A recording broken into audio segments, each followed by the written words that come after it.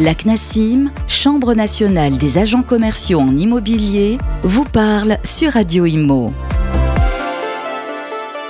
Bonjour à tous, bienvenue dans la CNACIM vous parle, c'est l'émission de la Chambre nationale des agents commerciaux en immobilier. On est ravis de vous recevoir et je reçois aujourd'hui, comme d'habitude, Jean-Yves Frappin également. Bonjour. Bonjour Bérénice. Comment allez-vous ? Je vais très bien, je vous remercie. Ça roule toujours. Ben oui, vous êtes toujours en pleine forme. 76 ans et ça va. Eh ben, vous les faites pas en tout cas. Merci. Cofondateur et secrétaire général de la CNACIM. Et aujourd'hui, on va parler d'un sujet au cœur de l'actualité, puisqu'on va parler des indemnités que peuvent percevoir les agents commerciaux en immobilier. Et pour cette émission, nous avons un invité, Jean-Yves. Oui. Claude-Olivier Bonnet, qui connaît aussi ce sujet et qui est un bon formateur, enfin reconnu par les professionnels de l'immobilier. Donc, mais il va se présenter. Ben oui. Bonjour Claude-Olivier Bonnet. Bonjour. Alors on est ravis de vous recevoir. C'est vrai que vous venez souvent pour nous aider à analyser les thèmes que l'on aborde. Président de la Rose des Ventes et président de la plateforme pour les professionnels de l'immobilier Estimia. Un petit mot peut-être sur ces deux structures ? Alors la Rose des Ventes est un centre de formation qui a été créé en 2004 et qui fait de l'audit et de la formation, de l'initiale à la formation continue.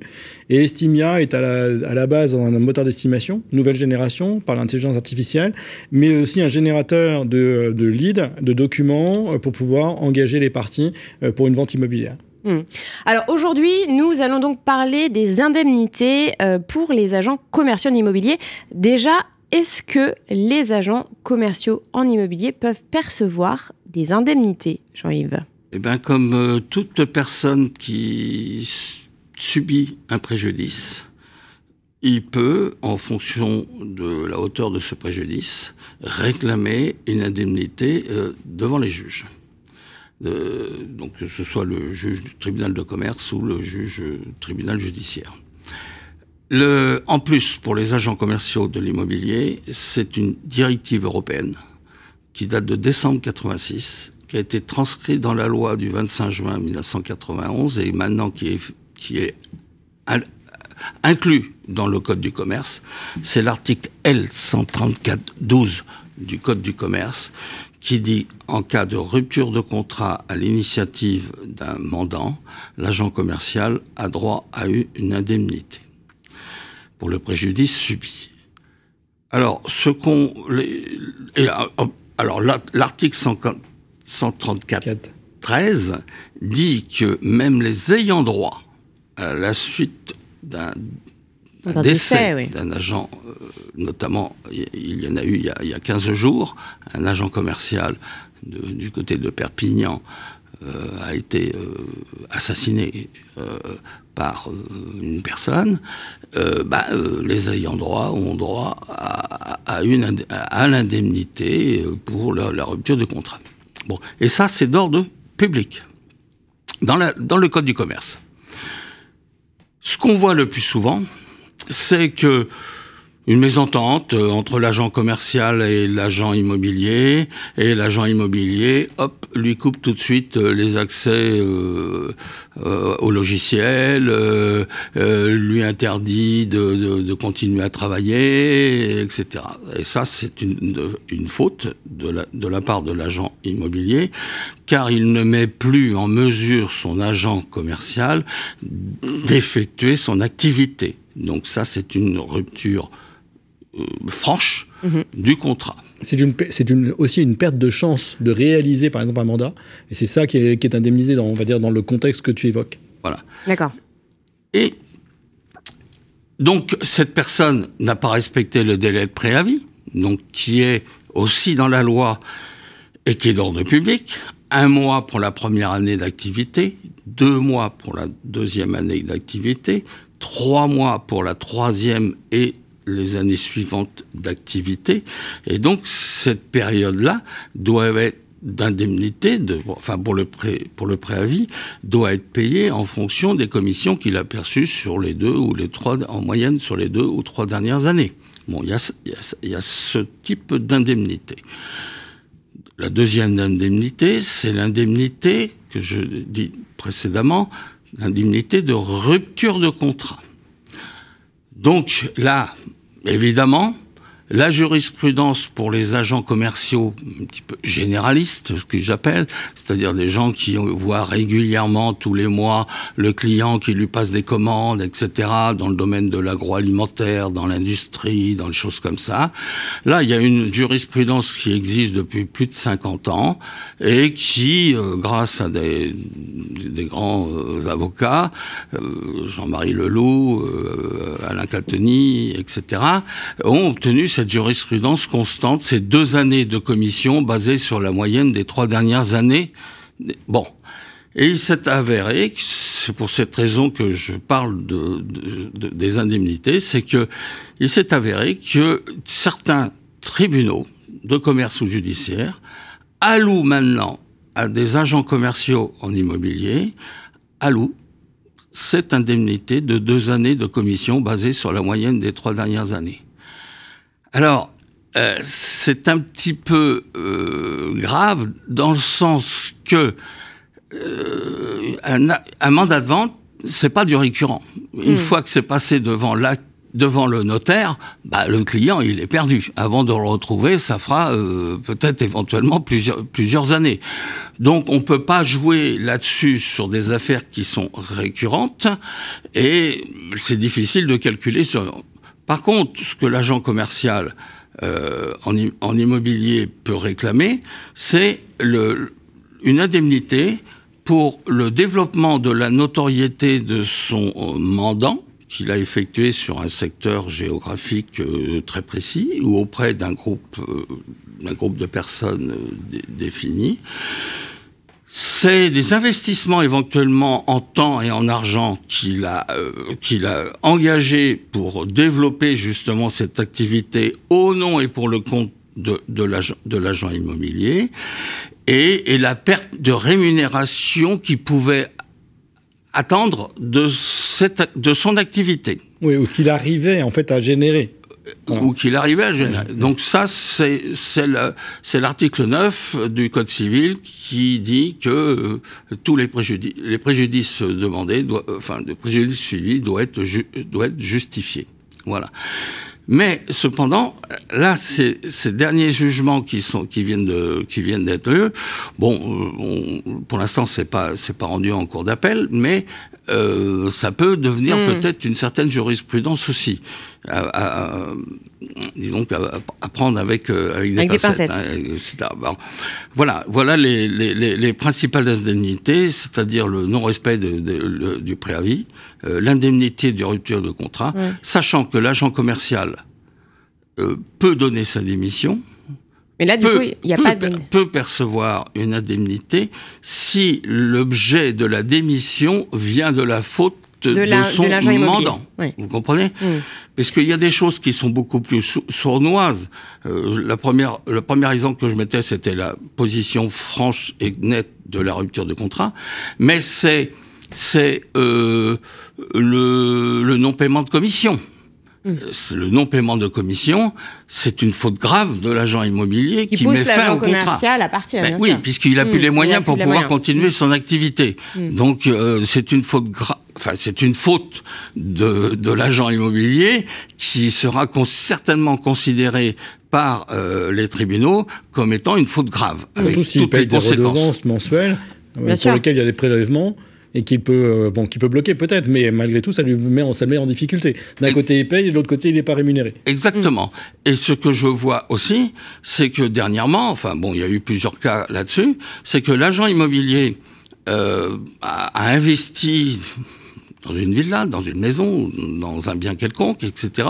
Et puis, il a fait ce qu'on appelle de la cavalerie, c'est-à-dire qu'il se sert des commissions qu'il ne paye pas à son agent commercial pour pouvoir financer ses biens propres. Ça, c'est l'abus de biens sociaux et c'est de l'escroquerie. Et ça, les tribunaux sont quand même très, très sévères à ce niveau-là. Mais de manière générale, faut rappeler juste que il y a 2 exceptions, qui empêche l'agent commercial de recevoir donc une indemnité compensatrice, c'est évidemment l'existence d'une faute grave de la part de l'agent commercial. Exactement, et qu'il faut prouver. Et la résiliation du contrat à l'initiative de l'agent commercial sans qu'il y ait de faute grave de la part de l'immobilier. S'il décide d'arrêter pour X raisons, qui le regarde, là il n'y aura pas d'indemnité derrière pour lui. Et sauf à ce que par exemple l'âge ou la mobilité lui permettent plus de faire son métier et qu'on va lui demander d'arrêter en fait. Donc vous voyez, c'est pas forcément que d'une notion totale de préjudice, même si 99% c'est du préjudice, ça peut être aussi simplement la vie, l'âge de la retraite et il faut s'arrêter. Et alors là, justement, donc quand la personne ne peut plus exercer parce que physiquement elle n'y arrive plus. Voilà, alors il y a, si vous voulez, cette indemnité qui a fait déjà ce président, c'est qu'un agent commercial ne part pas à la retraite. Un agent commercial a droit à une indemnité à partir du moment où qui prouve qu'il est dans l'incapacité de pouvoir continuer à exercer sa profession. Et là, l'indemnité lui est due. Parce qu'il laisse quelque chose à son mandant. Il laisse une certaine valeur patrimoniale de notoriété, une implantation, déjà. Comme ça, une implantation.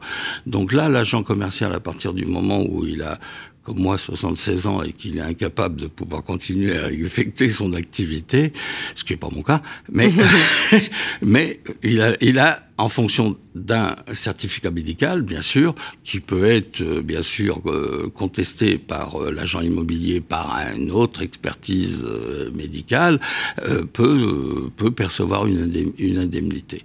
Voilà un petit peu les principales indemnités, c'est-à-dire le non-paiement de commission, qu'on revoit très souvent. C'est l'invalidité, l'incapacité de travail, et puis la rupture franche ou déguisée de l'agent immobilier. Une dernière notion importante, c'est l'indemnité est un peu comme une indemnité de parfois de fin de carrière. La seule chose, c'est que la clientèle appartient au mandant. C'est exact. Quand on prend un mandat, on le met dans un registre des mandats, ce mandat appartient au mandant, donc c'est pas une indemnité liée à la propriété de la clientèle, mais c'est vraiment lié, et ça vraiment on réaffirme ça, c'est lié à l'image qu'on a réussi à implanter dans un secteur, c'est la marque, c'est la redevance parfois, ou même les investissements qu'aura fait l'agent commercial par exemple pour s'implanter, un sponsoring, une affichette régulière qu'il paye à la mairie et autres, eh bien on va l'indemniser pour ça. Mais pas pour la rupture de perte de clientèle. Voilà. Et tu as une indemnité, comme tu le disais tout à l'heure, mais c'est important aussi de la repréciser, parce que là, tu ne l'as pas reprécisé, c'est la perte potentielle de réalisation des mandats en cours. Dans la jurisprudence que tu as évoquée tout à l'heure. Oui, mais ça, c'est le droit de suite. Oui, c'est un droit de suite, oui, mais en plus de ça, en plus du droit de suite, c'est vous m'avez empêché de réussir mes dernières ventes. Exact. Voilà. Parce que le droit de suite, c'est je m'en vais, j'ai un droit de suite aussi. En revanche, vous me faites sortir, alors que je suis peut-être en cours de négociation. En train de négocier quelque chose. La dernière jurisprudence que tu as évoquée, donc de Montpellier, de février dernier, il y a une partie d'indemnité qui est liée aussi à la perte de chance de réaliser ma vente. Bien sûr. Voilà. Et alors, il y a aussi une indemnité que souvent réclament les agents commerciaux en immobilier, c'est l'indemnité pour la clause de non-concurrence post-contractuelle. Elle n'est pas prévue dans la loi. Donc la loi, enfin les articles du Code du commerce disent que il est possible de mettre une clause de non-concurrence post-contractuelle après donc la rupture de contrat, mais cependant il y a plusieurs cours de cassation là-dessus qui ont pris position, disant elle doit être proportionnée, c'est-à-dire que l'agent commercial, lui, qui avait sur un secteur qui est donc un agent, une profession libérale, c'est un travailleur indépendant, profession libérale, avec le statut de profession libérale, c'est un indépendant. Et donc lui, on va l'empêcher de travailler sur le secteur qu'il a développé, le secteur géographique ou le groupe de personnes. Mais par contre, c'est absolument interdit de par la Constitution française d'octobre 46 et confirmée par la Constitution française de décembre 58. On ne peut pas empêcher une personne d'exercer son activité. C'est contraire à la Constitution. Bon. Par contre, il est normal que l'agent immobilier prenne des précautions de façon à ce que son ex-agent commercial ne lui fasse pas une concurrence déloyale, c'est-à-dire qu'il aille tout de suite après la rupture de contrat démarcher chez un concurrent, bien sûr, et démarcher les clients de l'agence immobilière. Bien sûr. Or, qu'est-ce que c'est qu'un client de l'agence immobilière? C'est celui qui a un mandat, enfin, qui a signé un mandat et qui est enregistré dans le registre du mandat. Mais tous les prospects qu'a pu rencontrer l'agent commercial en immobilier, ce ne sont pas des clients à l'agent commercial, pardon, ce ne sont pas des clients de l'agent immobilier. Oui, ça, c'est le fruit de son travail. Donc, à partir du moment où le prospect n'est pas inscrit dans le registre de commerce, dans le registre des mandats de l'agent... On rappelle une chose quand même. Oui, prospect, c'est quelqu'un pour lequel on espère faire quelque chose. Le client, c'est quelqu'un avec qui on a contracté. Exactement. En revanche, attention, malgré tout, quand on dit ça, c'est que parce qu'on a des logiciels de transaction aujourd'hui, il ne faut pas avoir récupéré avec un fichier Excel ou parce que ça c'est du vol, hein. Et là on vole le fichier prospect. C'est du vol, ouais. Donc attention, j'ai le droit de parler à mes clients prospects, à mes prospects, mais je n'ai pas le droit d'embarquer le fichier. Avec eux, mais on n'a pas le droit de prendre le fichier. C'est l'article 133 du code du commerce, et là effectivement c'est du détournement de data et de fichiers clients. Exactement. Voilà. Merci beaucoup messieurs de nous avoir éclairés sur les indemnités que peuvent percevoir les agents commerciaux. On se retrouve très bientôt pour un tout nouveau numéro de la CNACIM vous parle. À très vite. La CNACIM vous parle, une émission à réécouter et télécharger sur le site et l'appli radio.imo et sur toutes les plateformes de streaming.